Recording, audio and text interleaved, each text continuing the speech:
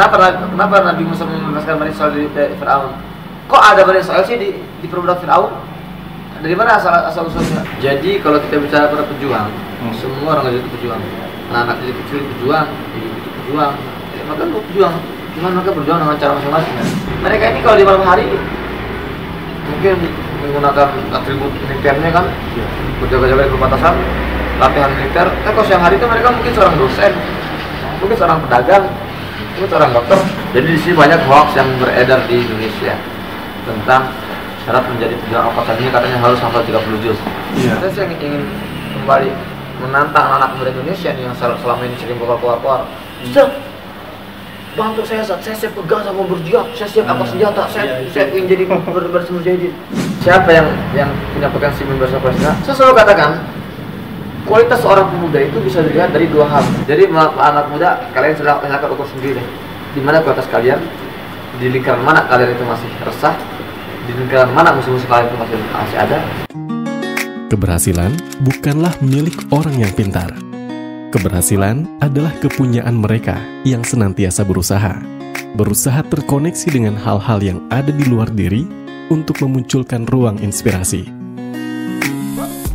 Hari ini, sosok inspiratif hadir kembali dalam Ruang Inspirasi. Seorang aktivis kemanusiaan juga jurnalis yang menjadi jendela agar Indonesia, juga dunia, mengetahui bagaimana kondisi terkini di Gaza, Palestina. 12 tahun ia telah jalani, mengabdikan diri tinggal di Gaza, Palestina, adalah mimpi yang terwujud bagi sosok yang akan berbincang dengan kita kali ini, yang memang sedari kecil sudah ditanamkan kecintaan pada Palestina oleh orang tuanya. Inilah dia tamu kita hari ini, Ustadz Muhammad Hussein Gaza. Alhamdulillah, Mobile Klinik DT Peduli dan One Day One Juice atau ODOJ kembali memberikan layanan kesehatan di kamp pengungsian Mahatoh, Yordania. Sebanyak 200 penerima manfaat menerima layanan kesehatan umum, pemeriksaan gigi, kesehatan anak, lansia, dan ibu hamil. Mobile Klinik ini sangat dirasakan manfaatnya oleh para pengungsi. Setiap pekannya, Mobile Klinik ini melayani para pengungsi Palestina yang tersebar di kamp-kamp pengungsian di perbatasan Yordania. Dalam 1 bulan, layanan kesehatan pun diberikan sebanyak 8 kali. Saat ini, para pengungsi sedang bersiap-siap menghadapi musim dingin.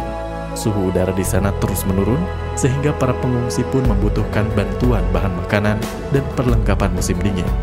Sahabat peduli, jazakumullah khairan atas segala perjuangan yang telah diberikan. Mari kita hangatkan saudara kita dengan kehangatan hati nurani dan kuatnya kepedulian yang telah Allah karuniakan kepada kita. Bersama, kita bela Palestina dengan doa dan dukungan terbaik kita.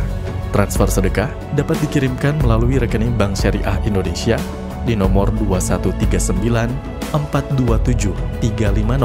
atas nama Yayasan Darut Tauhid Peduli, atau di rekening Transit BCA di nomor 7770333 atas nama DT Peduli Infak Khusus. Konfirmasi dan informasi selengkapnya dapat hubungi 0813 1712 1712, 0813 1712 1712, atau klik dtpeduli.org/peduli Palestina. Ada juga narasi-narasi seperti ini, Ustaz, kayak itu tanah yang dijanjikan dan sebagainya itu. Seperti apa, Ustaz, kalau melihat itu? Ya benar, itu yang saya janjikan untuk Bani Israel. Kita sepakat itu. Iya. Tapi siapa Bani Israel itu? Bani Israel yang mana? Yang mana? Tapi kalau berfirman, ya dalam surat tentang Al-Maidah apa? Ya, ketika mengatakan, ya qaumi, kata Nabi Musa. Nabi Musa ini kan Nabi yang Allah utus untuk membebaskan Bani Israel dari Fir'aun, ya. Kenapa Nabi Musa membebaskan Bani Israel dari Fir'aun? Kok ada Bani Israel sih di perbudak Fir'aun? Dari mana asal usulnya? Itu kan anak keturunan Nabi Yusuf. Nabi Yusuf itu kan anaknya Nabi Yakub. Nabi Yakub ini kan namanya Nabi Israel nih. Anak Nabi Yakub namanya Bani Israel. Mereka berkonspirasi untuk membunuh Yusuf, tapi ternyata oke, kita buang aja ke sumur, gitu kan? Akhirnya diselamatkan oleh kafilah dagang, dibawa ke Mesir. di Mesir dengan berbagai drama dan cerita yang luar biasa. Akhirnya Nabi Yusuf diangkat menjadi seorang pemimpin di Mesir kan. Ya. Sampai akhirnya dalam surat dalam Al-Quran itu Allah menyebutkan cerita Nabi Yusuf itu mengajak seluruh keluarganya dari Palestina pindah ke Mesir. Saat itulah mulai Bani Israel tinggal di Mesir, beranak pinak. Nah, ketika kekuasaan berganti, tibalah masa Ramses II, Firaun, yang itu dari suku Koptik, suku asli Mesir. Dia nggak terima. Kenapa Mesir harus dipimpin oleh Bani Israel yang bukan orang Mesir? Akhirnya dia memperbudaklah Bani Israel. Makanya Allah kirim Nabi Musa alaihissalam Untuk membebaskan Bani Israel, gitu kan? Mulai runut ceritanya ya. Iya, iya. Nah, akhirnya dengan berbagai drama juga, pertandingan sihir penyihir ya kan ya, yang jadi ular-ular gitu kan. Betul. Kemudian juga ada azab-azab kepada si Firaun berupa serangga, ya itu kan keluar air darah. Terus itu semua sering kita bahas, sering kita baca di kisah para nabi. Akhirnya Firaun bersetuju untuk oke, nah kamu bawa itu Bani Israel itu. Tapi itu juga dengan ancaman kan. Akhirnya Nabi Musa membawa Bani Israel dengan diam-diam terus di malam hari, mau kabur, dikejarlah oleh si Firaun ini kan, sampai peristiwa terbelahnya lautan itu ya, tenggelam semua Firaun. Di mana dijadikannya Bani Israel? Di mana diselamatkannya? Mana diselamatkannya Bani Israel? Palestina. Makanya Nabi Musa satu bilang, ya qaumi udkhulul ardhal muqaddasata allati kataballahu lakum. Nah, kata Nabi Musa, wahai kaumku, masuklah kalian semua ke tanah yang disucikan ini, Palestina, yang telah Allah tuliskan untuk kalian, Allah tetapkan untuk kalian. Nah, tapi saat itu Bani Israel apa agamanya? Yahudi. Islam. Jangan bilang tauhid, agama Islam. Ya. Jadi saat itu memang Palestina selalu dijadikan tempat untuk melindungi umat Muslim dari kalangan para nabi dan para kalangan Bani Israel. Siapa lagi? Nabi Ibrahim ketika mau dibunuh oleh Namrud dan sudah berusaha dibunuh, dibakar cuman selamat ya kan? Kemudian mau dibunuh lagi, kemana Allah selamatkannya? Palestina. Nabi Lut alaihissalam, ketika Nabi Lut ini mau diserbu oleh kaum LGBT-nya itu, kemana Allah selamatkan? Ke Palestina. Jadi bukan cuma Bani Israel doang, sebetulnya jangan kegeeran juga sih. Jadi memang Allah itu mengumpulkan para nabi, para orang soleh itu ke Palestina untuk berlindung, karena itulah tanah yang Allah berkahi, di situ tanah yang Allah berikan ya kelebihan. Nah, masalahnya orang Yahudi ini mereka mengklaim bahwa agama Musa adalah Yahudi gitu loh. Nah itu pun mereka juga sebenarnya nggak logis, karena mereka juga meyakini agama Yahudi itu lahir itu ketika masa Nabi, setelah Nabi Daud meninggal, Nabi Sulaiman meninggal, muncullah dua kingdom itu, Israel Barat, Israel Timur, Israel Utara, Israel Selatan. Israel Utara itu yang sebenarnya Yahudi. Jadi Palestina ya tanah dijanjikan untuk umat Islam. Meskipun saat itu masih Bani Israel ya, tapi itu dulu Muslim, bukan untuk orang Yahudi. Jangan salah paham masalah ini. Ya. Jadi itu tadi Ustaz yang dijanjikan itu untuk ya. Kita melihat situasi di Palestina ini, di sana kan berjuang kan dengan Hamas. Sebetulnya pejuang ini siapa saja, dan sebetulnya kesehariannya apakah juga bersosialisasi dengan saudara-saudara kita warga Palestina seperti apa sih? Iya. Jadi kalau kita bicara para pejuang, semua orang Gaza itu pejuang. Semua orang Gaza itu pejuang, anak-anak itu kecil pejuang, ibu itu pejuang. Ya, maka itu pejuang. Cuman mereka berjuang dengan cara masing-masing kan. Ya, kaum ibu itu berjuang dengan kesabarannya. Ketika mereka kehilangan anak-anaknya, mereka tetap sabar, tegar, tidak menyalahkan pejuang-pejuang yang sedang berjihad. Itulah satu bentuk perjuangan mereka.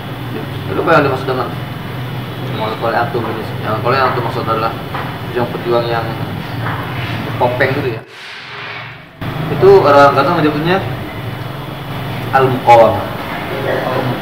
Muqawamah itu artinya perlawanan.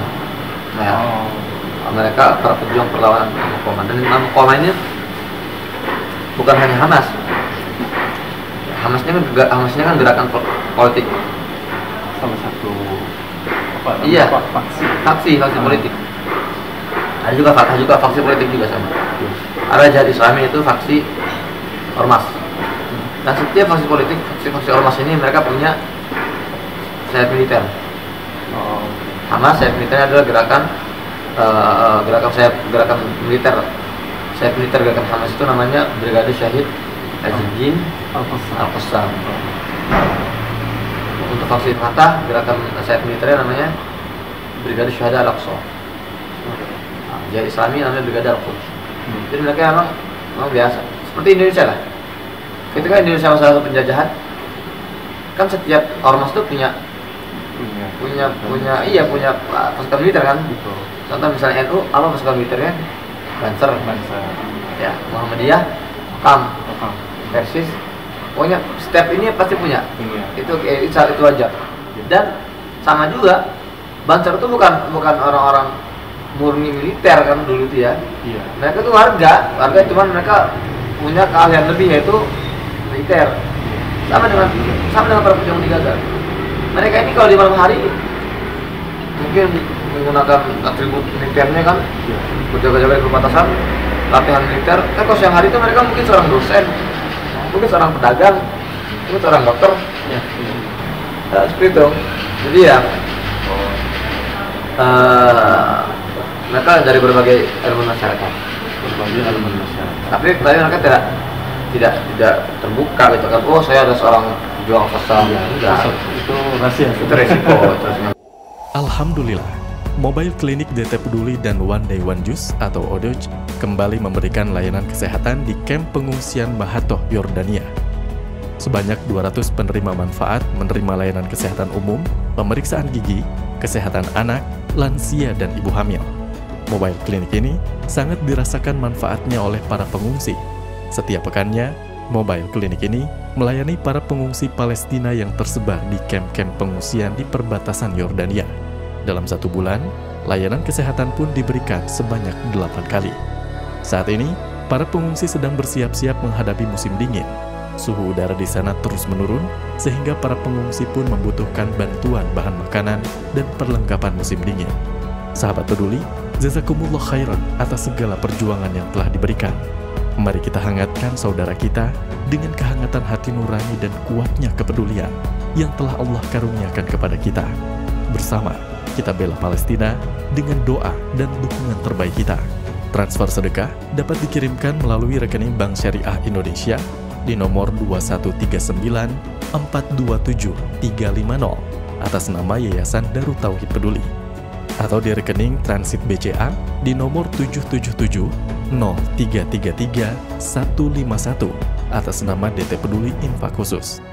Konfirmasi dan informasi selengkapnya dapat hubungi 0813 1712 1712, 0813 1712 1712, atau klik dtpeduli.org/peduli Palestina. Beresiko ya. Tapi satu hal Ustaz yang sering ini juga bahwa pejuang itu ada syarat-syaratnya yang harus ditempuh ya. Kalau kita dapat infoma syaratnya itu kalkulasi yang itu syarat-syarat apa sebetulnya yang harus dipenuhkan atau seperti apa? Jadi di sini banyak hoax yang beredar di Indonesia tentang syarat menjadi pejuang Al-Qassam ini katanya harus hafal 30 juz. Iya. Gitu kan ya? Iya, seperti itu langsungnya. Ya itu hoax, nggak benar. Karena pada kenyataannya orang yang punya hafalan 2 juz pun boleh, 5 juz pun boleh. Tapi ntar di medan itu pertempuran barisan-barisan mereka itu ditentukan oleh hafalan mereka. Kalau yang 30 juz, ntar di paling terdepan tuh, barisan terdepan tuh. Iya. Kalau semakin sedikit semakin belakang. Nah, tapi ada satu syarat yang nggak boleh dilanggar. Ente kalian punya hafalan 30 juz pun, syarat ini nggak dipenuhi, kalian nggak akan bisa masuk. Ente punya, bahkan kalau punya hafalan 40 juz misalnya, nggak ada 40 juz ya. Artinya sampai kalau kalian bener-bener saum Senin Kamis yang lancar misalkan, kemudian saum subuhnya lancar, terus hafalannya 30 juz, kalau kalian merokok nggak akan mungkin terima. Itu ya. Syarat utama pujang itu nggak boleh merokok. Tidak boleh merokok. Nggak boleh Itu merokok. unik, San. Ada alasan tertentu enggak? Tidak boleh. Ya, Allah alam ya. Tapi kalau saya membaca, perkara rokok ini kan perkara melawan hawa nafsu. Oh.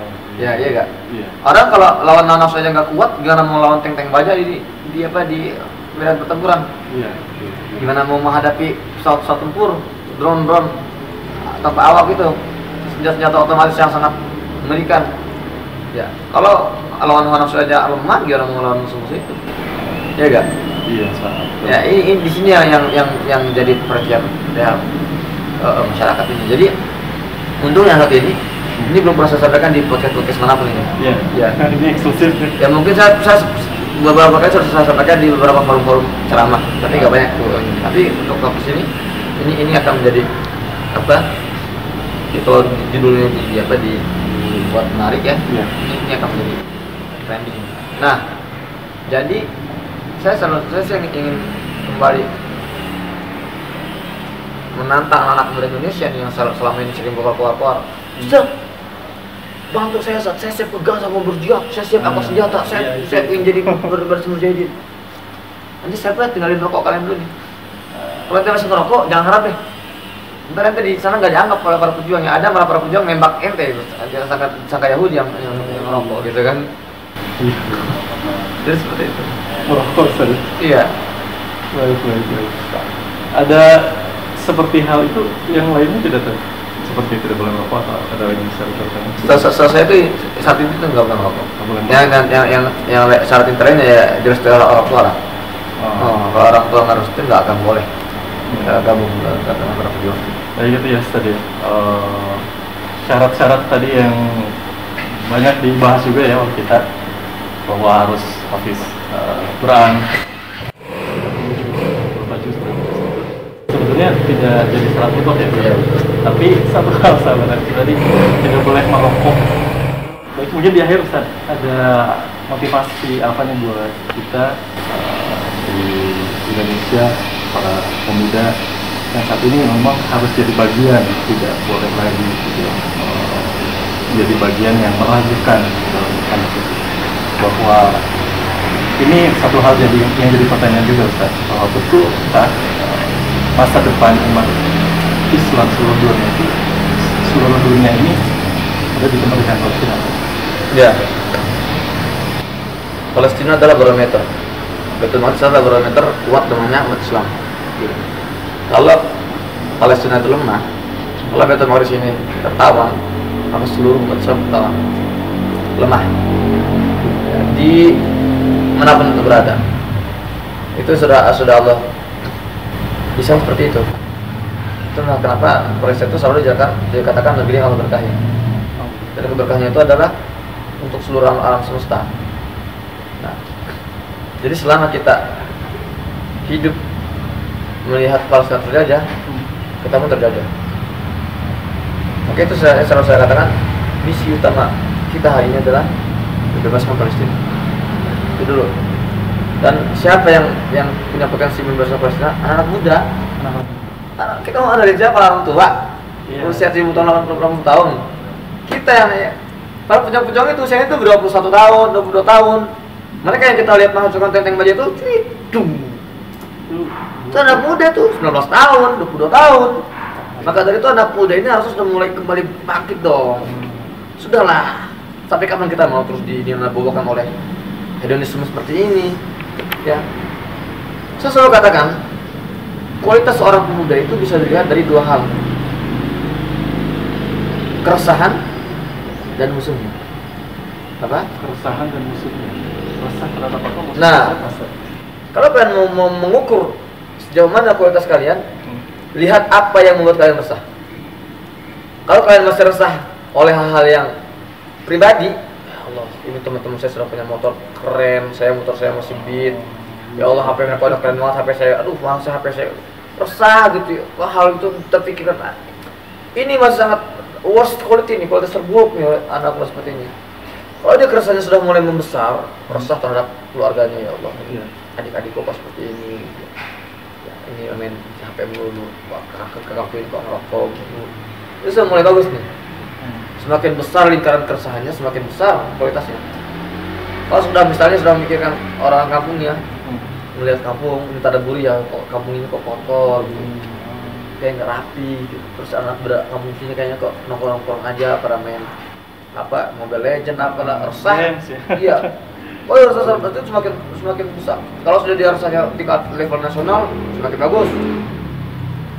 Nah, tapi puncak keresahan seorang pemuda adalah ketika dia resah terhadap kondisi Baitul Maqdis. Resah terhadap kondisi Baitul Maqdis. Nah, itu sudah top level tuh. Itu sudah tidak lagi atas level lain.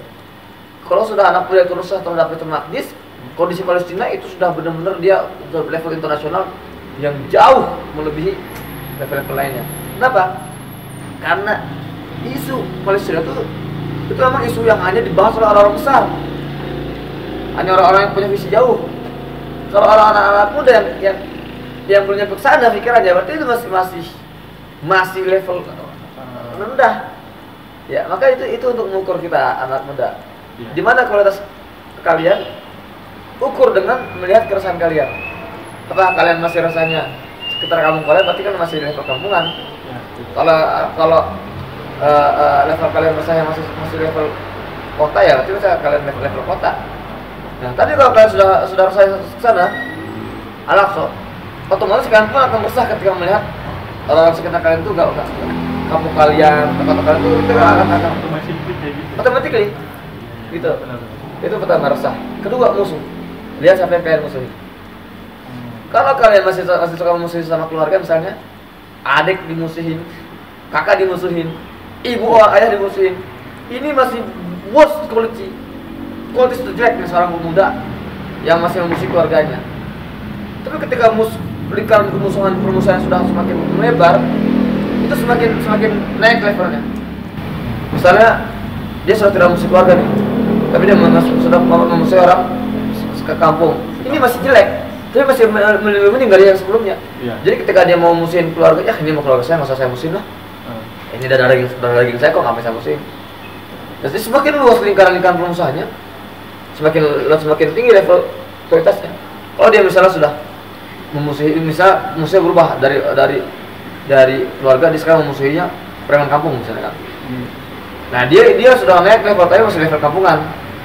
Fokusnya tuh memusuhi preman itu. Ini premannya harus segera kita habisin. Jadi dia mau curahkan waktu, tenaga, pikirannya untuk bagaimana menghabisi musuh dia, preman kampung ini. Bagus, tapi ini masih level kampungan. Ya, semakin luas lingkaran permusuhannya, semakin bagus levelnya. Puncak kualitas seorang pemuda ketika musuhnya itu sudah Zionis Israel. Kalau dia sudah meletakkan Zionis sebagai musuh utama dia, ya orang Yahudi sebagai musuh utama dia berarti sudah masuk satu level dengan para nabi. Karena para nabi itu musuhnya orang Yahudi. Nabi Isa saya musuhnya orang Yahudi, Nabi Muhammad saya musuh orang Yahudi, para sahabat musuh orang Yahudi, Salam Alaihi saya musuh orang Yahudi. Kalau kita sudah meletakkan standar musuh kita itu di Zionis, itu kita hidup kita tenang loh. Ketika kita bermasalah dengan keluarga, ini bukan musuh saya, ini keluarga saya. Ketika kita bermasalah dengan orang sekampung di masjid, ya, ketika kita sering ada kelas sama satu masjid, satu jemaah masjid, suka ada urusan seperti itu ya. Kalau kita kelas, ada ngapain juga saya ngurusin orang ini bukan musuh saya, ini mah orang sekampung saya, ini mah saudara saya, ini mah satu jamaah sama masjid saya. Kalau dia musuhnya ada orang Indonesia yang dia musuh, ya ini mah jangan terlalu fokus lah, ini mah orang sama Indonesia kok masih sesama. Ya, ada apa RKRI nggak usah terlalu dimusuhin. Saya musuh kita tuh Zionis tuh. Jadi kesana arahnya. Paham ya? Jadi kalau kita keresahan sudah ke keresahan Baitul Maqdis, itu kita sudah keresahan level para nabi. Kalau sudah musuhnya Zionis itu sudah levelnya level para nabi dan para sahabat. Jadi anak muda, kalian sudah ukur sendiri deh. Di mana kualitas kalian, di lingkaran mana kalian itu masih resah, di lingkaran mana musuh-musuh kalian itu masih ada. Situlah kualitas kalian. Dan itu sekarang kembali kepada kita semua. Kita mau tetap dalam lingkaran kita, apa kita mau upgrade kualitas kita? Ya, kita upgrade sahabat. Ya. Kita doa terbaik tentu kita terus sampaikan pada seluruh komunitas. Apapun itu kita harus termasuk juga media ini ya, informasi harus terus dipastikan. Ya. Dan insya Allah terima kasih sudah silaturahim. Mudah-mudahan nanti ada kesempatan kita silaturahim lagi di lain waktu. Insya Allah. Selamat kembali melanjutkan aktivitasnya, mudah-mudahan lancar selalu Ustaz, aktivitasnya. Amin Allah amin. Salam juga buat Adit kalau pulang ke siap. ya. Ustaz, terima kasih. Assalamualaikum warahmatullahi wabarakatuh. Waalaikumsalam warahmatullahi wabarakatuh. Alhamdulillah, Mobile Klinik DT Peduli dan One Day One Juice atau ODOJ kembali memberikan layanan kesehatan di kamp pengungsian Mahatoh, Yordania. Sebanyak 200 penerima manfaat menerima layanan kesehatan umum, pemeriksaan gigi, kesehatan anak, lansia, dan ibu hamil. Mobile Klinik ini sangat dirasakan manfaatnya oleh para pengungsi. Setiap pekannya, Mobile Klinik ini melayani para pengungsi Palestina yang tersebar di kamp-kamp pengungsian di perbatasan Yordania. Dalam 1 bulan, layanan kesehatan pun diberikan sebanyak 8 kali. Saat ini, para pengungsi sedang bersiap-siap menghadapi musim dingin. Suhu udara di sana terus menurun, sehingga para pengungsi pun membutuhkan bantuan bahan makanan dan perlengkapan musim dingin. Sahabat peduli, jazakumullah khairan atas segala perjuangan yang telah diberikan. Mari kita hangatkan saudara kita dengan kehangatan hati nurani dan kuatnya kepedulian yang telah Allah karuniakan kepada kita. Bersama, kita bela Palestina dengan doa dan dukungan terbaik kita. Transfer sedekah dapat dikirimkan melalui rekening Bank Syariah Indonesia di nomor 2139427 atas nama Yayasan Darut Tauhid Peduli, atau di rekening Transit BCA di nomor 7770333 atas nama DT Peduli Infak Khusus. Konfirmasi dan informasi selengkapnya dapat hubungi 0813 1712 1712, 0813 1712 1712, atau klik dtpeduli.org/peduli Palestina.